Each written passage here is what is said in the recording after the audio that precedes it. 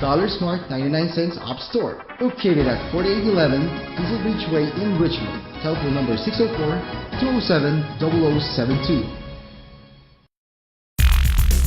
Philippine News Canada is brought to you by Rayford Media Group.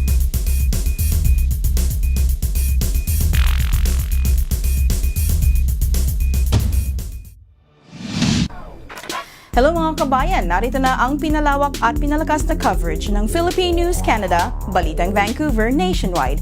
Mga pangunahing balitang nakalap ng aming news team para sa linggong ito. Mula sa silid balitaan ng Philippine News Canada, kasama ang aming mga field reporters and news correspondents, ako po si Rosette Correa.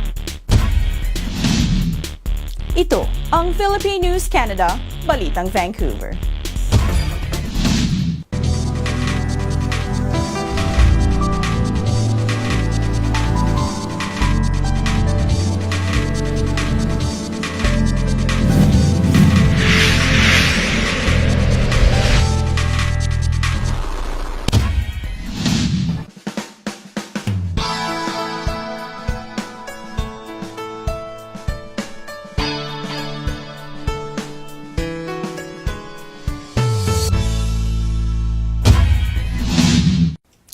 Isang sorpresa ang bumalaga kay Councilor Hector Bremner nang siya ay alisin ng NPA sa kanyang mayoral candidacy para sa Mayor of Vancouver. Nagtaka ang marami dahil isa siya sa mga frontrunners sa race na ito. Meron tayong isang exclusive na interview kay Councilor Bremner. He is on now live with PNC Balitang Vancouver. Good morning, Councilor Bremner. Hi, Rosette. Good morning. Well, thank you so much for doing this interview with us. We know that you're very busy, and we just want to know, tell us what happened. Why the sudden announcement from the NPA about the cancellation of your candidacy? That's a very good question. We haven't been given a whole lot of information. Obviously, we were very concerned about this and very disappointed. But the truth of the matter is that this is not just about the cancellation of my application, but the thousands of people behind us that really wanted us to get in there and fix housing. So is this a removal from just the roster of the NPA mayoral candidates, or is this a removal from the entire roster?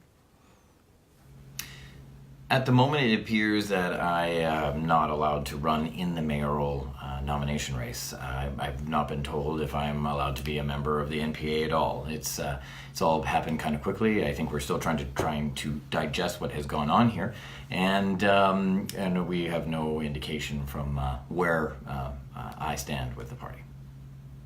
What was the president? According to reports, the party has not given you any specific details about the stripping of your candidacy, just a vague problems about it.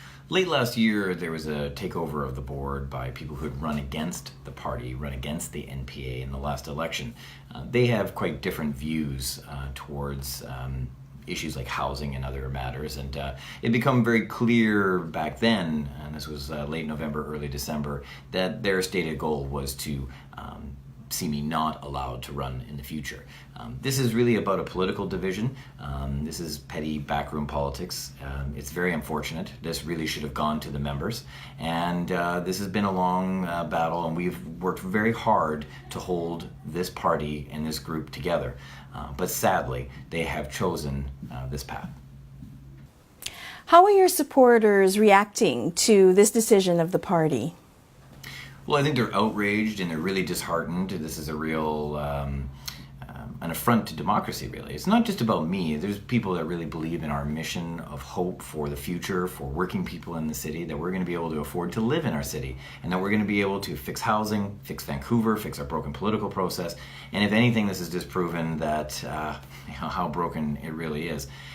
We remain committed, though, and I've been taking a lot of time listening to people, meeting with our members, taking the phone calls, reading the emails, and the support is overwhelming. There's thousands and thousands of people behind us, and we're going to assess what we're going to do in the near future.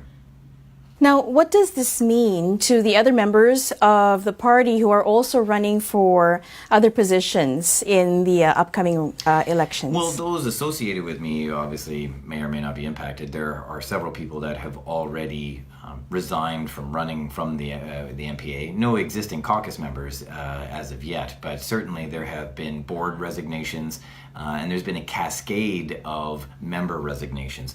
There's even a Facebook page now set up that I've seen called Not My NPA, and people have been posting them rescinding their memberships. So certainly this has been a big shock to a lot of people. Our membership represented and our effort represented the vast majority of the party, and so to be not allowed in this race is quite significant. Were there any clear indicators prior to the bringing down of the decision of the party? There have been indications for some time that, as I mentioned before, that individuals on the board who are associated with another candidate really wanted to see me out. They view that Vancouver in the future where we can tax and ban our way to prosperity. Obviously, we all know that this is not true. We can't simply build walls and tell people that they can't come to Vancouver. We simply need to build more middle-class housing. This simple statement that I make to you, though, for some people are very much fighting words. They feel very passionately that we need to halt the growth of Vancouver, that we should not allow people to come here, and that building housing is somehow a bad thing, or that you must be corrupt if you even suggest such a thing. And this sort of slime campaign started a little while ago, and it's been very disappointing to watch, and we've done our best to stay positive, stay focused, and we continue to do that. And this has been very tough, but we are going to hold on to our character and remember why we're doing this. What is the reaction of the Filipino community to what just happened with your party? I know that they are avid supporters of your campaign and your plans for a better Vancouver. Well, the response from all communities has been huge. Obviously, our kababayan have been really, really kind to me and my wife Virginia and the kids, and we've just been so blessed to have the community support. And my message, of course, to our supporters in every community, but especially in the Filipino community, that we must hold fast. We must come together, rally around an opportunity to still salvage the hope of building housing for middle-class working people in the city of Vancouver, and that we can fix politics in Vancouver. I always remind our Pinoy friends that the community is so large, so impactful in Vancouver, that it is so imperative that you come out and vote so we can prevent things like this, what's happening to me now, from happening in the future. We cannot remain silent, and we can't stay on the sidelines. What's going to happen to the program that you have on housing once this decision has become final? Well, the decision is final. I'm not allowed to be in this race, and so we're trying to assess where our movement goes. The reality is that there are thousands and thousands and thousands of people behind us that want to fix housing. And this isn't just about Hector Bremner. This is about a movement to fix our city, to push past the old politics of no, and get to a positive solutions-based approach. And we're still ready to offer that. And I'm still at City Hall. I'm still a Vancouver City Councillor, and we aren't going anywhere.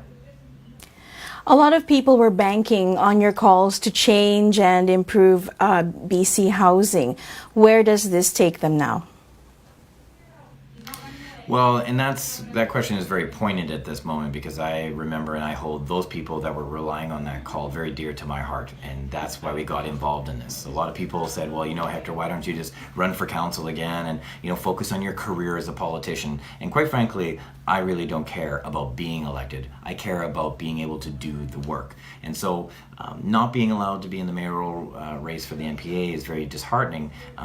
Again, not for my own ambitions, but because unfortunately it prevents our strong call to fix housing was removed from the race. However, we know that we have a massive amount of support out there that still wants to see this fixed. So we're going to take our time. We're going to talk to as many people as possible. I want to hear from everyone out there, and I'm encouraging people to send us a note either through Facebook or Twitter or through our website, and get out there and tell us what you want us to do and what you think we should do to carry that message forward. Well, thank you so much, Councillor Bremner. And at this point in time, we'd like you to directly address the viewers of PNC Balitang Vancouver, your supporters, your kababayans, and let them know about what your plans are for the next few weeks.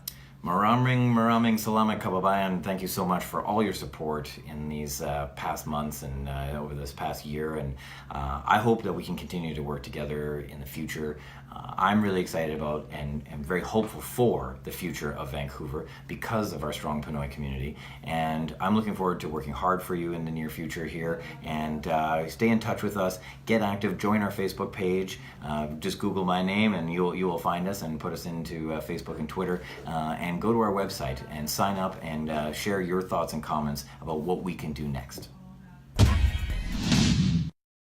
Dollar Smart 99 cents Op Store, located at 4811 Diesel Beach Way in Richmond. Telephone number 604-207-0072. Hello mga kababayan, ako po si Ruby McDonald and welcome to Fashion, Beauty, and Community. Ngayon po, nandito ako sa Holy Trinity Gym in North Vancouver for Zumba Masterclass Canadian Tour led by the infamous Zumba dancers Prince and Madel. I'm so excited to learn some of their moves, but before we do that, let's go ahead and join them in some dancing.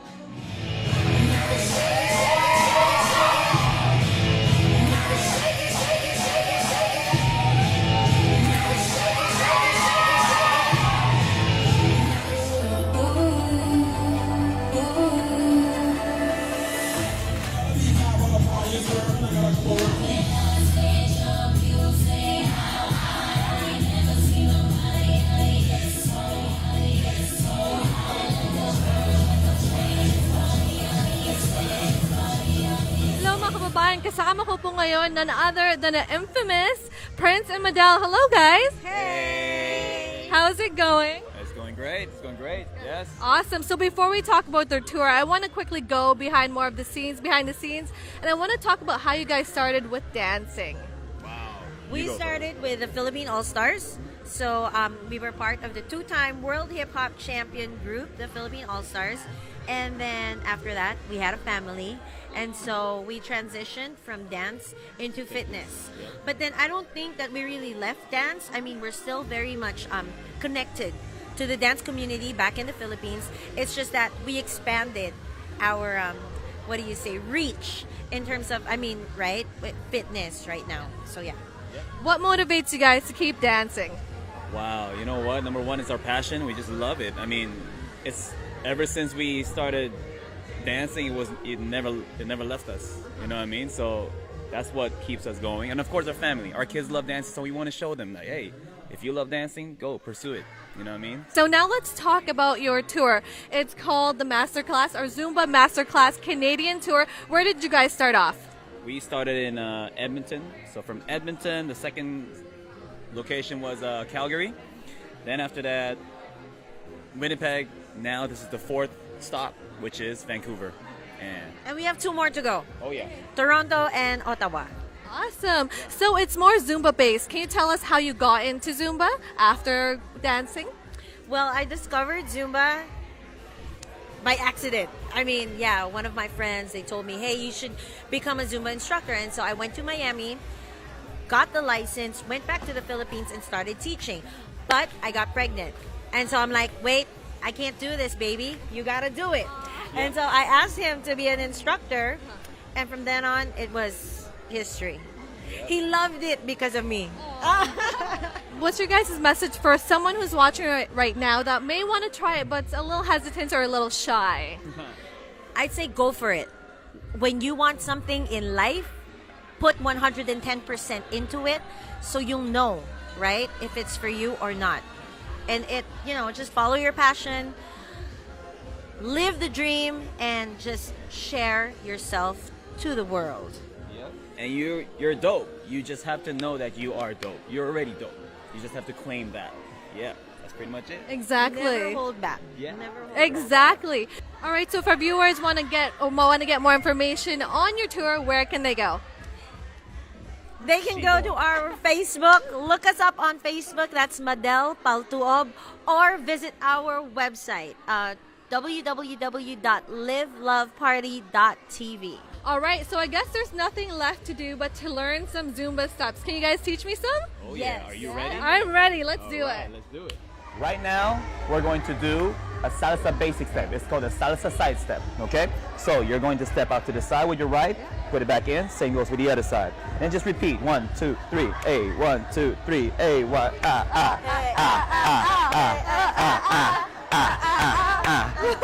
more flavor on the hips. Yeah, there you got it. Yeah, man. Thank you. That was awesome.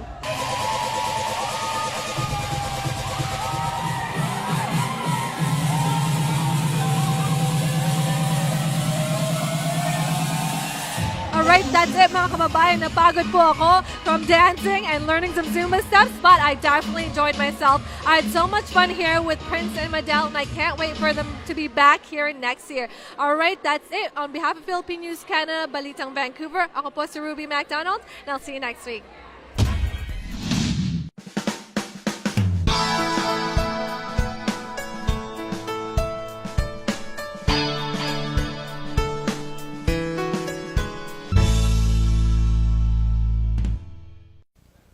Hello mga kabayan, it is such a privilege and an honor to be here at CBC here in Vancouver. Kasama po natin ngayon ang bagong host ng CBC radio show na BC Today, isang kababayan katulad nating lahat, isang Filipina, si Michelle Elliott. Hello Michelle. Hello, magandang hapon.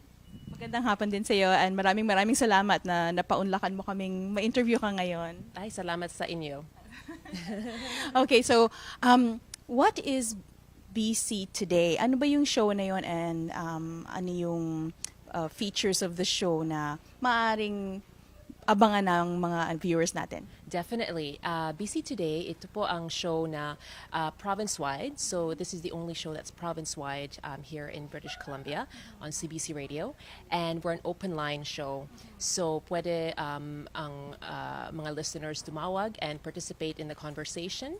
And we air from noon to 1 on weekdays. And we cover the top issues of the day. So the top stories in the news, the big issues that affect people in their daily lives. And we open up the phone lines and we hear from everyone from all around the province, from north to south, east to west. Mm-hmm. So it's a show discussing kung ano yung current events, and then is it like an opinion show and you can call in for questions, etc.? That's exactly right. Often we will have a guest who has either some expertise in the topic. If it's politics, we'll have a politician from the government, or we'll have a political science expert, for example, someone who can speak to the issue. But then when we open up the phone lines, certainly people call in with their various opinions about that issue that we're talking about on that day. That's great. And this is, will it be an English program or is it in another language? It's all in English. Yes. So is this your first show on CBC? My first official show, yes. Thank you very much. It's really exciting. I've been working here for about 18 years now, working in various departments, current affairs mostly though. And so for the past 6 years, I've been guest hosting on all the different shows. So the morning show, the afternoon show, as well as this program, which airs midday. And so this past January, there was a shuffle in terms of hosts moving around to other shows. And so this particular show became vacant. And so I thought this was my opportunity to step up to the plate. And given my experience having guest hosted on all the different shows, I thought this was going to be my time to be able to take the reins of this program. Absolutely. And the previous shows that you have been guesting on, were they also in the same format? No, these ones were the noontime show is our only open line program. The other programs are more, they're longer, so 3 hours, whether it's morning or afternoon, and the interviews are more varied. So they do different topics throughout the program, but still current affairs, and then they'll do we'll do interviews on. The top issue of the day, but also a feature story. So it's a lot more varied, more of a magazine format. Okay. One of the things, of course, that we always like to ask our kababayans is, a little bit of background of yourself And you did tell me that you came to Canada with your family when you were 12. That's absolutely right. I moved here at 12 years old in 1988. Don't do the math. Let's move on. And I remember we stepped out of the airport and I was really cold, but it was April, so obviously I had some acclimatizing to do. But we settled in North Vancouver, and a very typical immigrant experience. I lived in a small apartment with my family of 4, and really had a bit of an adjustment period as well. And for myself, I was 12 years old, so I missed my friends whom I had left behind. Had to start over when it came to that, and I really felt the sort of the adjustment period for the first couple of years, for sure. And so you said you came in when you were 12, and so you did your high school, university. Did you pursue broadcasting right away in university? Not broadcasting, but I knew I wanted to become a journalist. During high school, I sort of realized that. And when I started at the University of British Columbia, I thought, I was looking for different opportunities, whether it was writing for, different papers or things like that. But I did discover, in fact, the campus radio station, which is CITR, and then I discovered broadcasting and radio in particular. And I just fell in love with it. And that was when I also decided I think I would like to pursue work at CBC Radio. So CBC was your first choice. It really was. I watched CBC television when I was a teenager. My dad and I became big fans. We would watch the news, and we would watch a show called Pacific Rim Report, and this was a show that featured Asian countries, but from a sort of Canadian, broadcasting to a Canadian audience. So it gave us that feeling of connection. And so that was when I thought I like CBC, and then I discovered CBC Radio. It was always my dream to work here.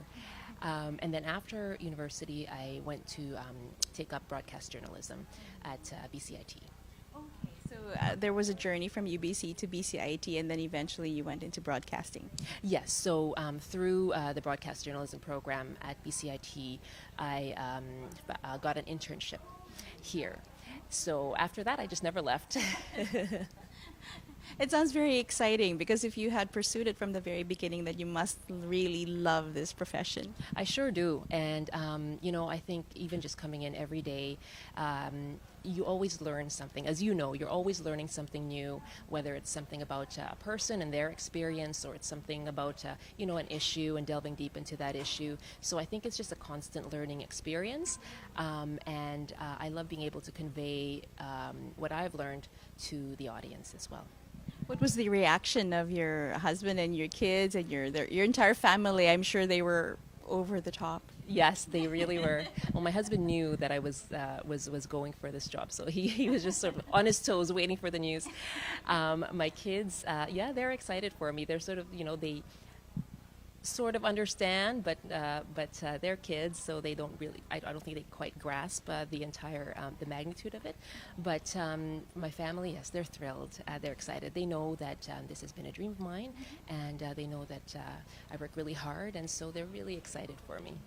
We always love to feature Filipino Canadians who have followed their dreams and who come to Canada and, follow their dreams so that they could live their dreams here, even in Canada. And so how is this dream of yours coming true, part of that dream? Oh, yeah, I think that's so true. I was thinking about this interview, and I thought if there's anything I can convey or relay to a young girl who maybe has just arrived, who like myself came here and was starting over and maybe was still trying to find herself, it's to pursue your dream, find your passion, and reach for the stars, because I think the opportunities are there.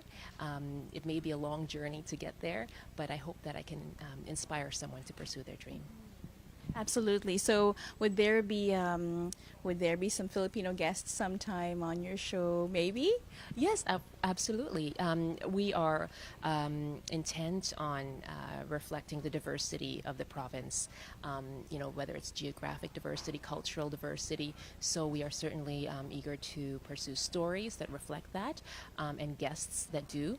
In fact, we already do. And, we get callers. I think opening up the phone lines really enables us to hear from the whole range of British Columbians. So I hope that mga kababayan natin will call in and participate in the conversation. So would you like to invite our viewers to your show? Yes. Good afternoon po. I hope that you call in and join us on BC Today and call in and join our conversation. We cover the big topics of the day. We would love to hear from Filipino Canadians and hear your views on the big issues that affect British Columbia. Yes, we air on Monday to Friday, noon to 1 p.m. Pacific Time, 1 to 2 Mountain Time. Thank you so much, Michelle, and more power to you. Oh, thank you so much, Rosette. It's been great to speak with you. Naku mga kababayan, ang spring po napakainit kaya huwag niyong kalilimutan kahit po hindi pa summer, mag-sunscreen kayo at magdala kayo ng tubig pag lalakad kayo sa ilalim ng araw. Ayan po ang aming tip para sa inyo. Siyempre, nagpapasalamat po kami sa aming mga sponsor, ang Dollar Smart 99 cents and Up Store sa Richmond, ang Kabalen Sweets Restaurant and Catering sa New Westminster. Nako, masarap ang kanilang halo-halo, kaya puntahan ninyo sila. At siyempre, ang 88 Supermarket sa Victoria Drive sa Vancouver. Maraming salamat po. At dito na naman nagtatapos ang aming balita para sa linggong ito. Kung kayo may mga komento, mga issue o balitang nais ninyong ibahagi sa aming programa, ang PNC ay bukas para sa inyong lahat. Mag-email lamang po sa balitangvancouver@gmail.com o tumawag sa 604-588-6397. Ako po si Rosette Correa at ito ang Philippine News Canada, Balitang Vancouver.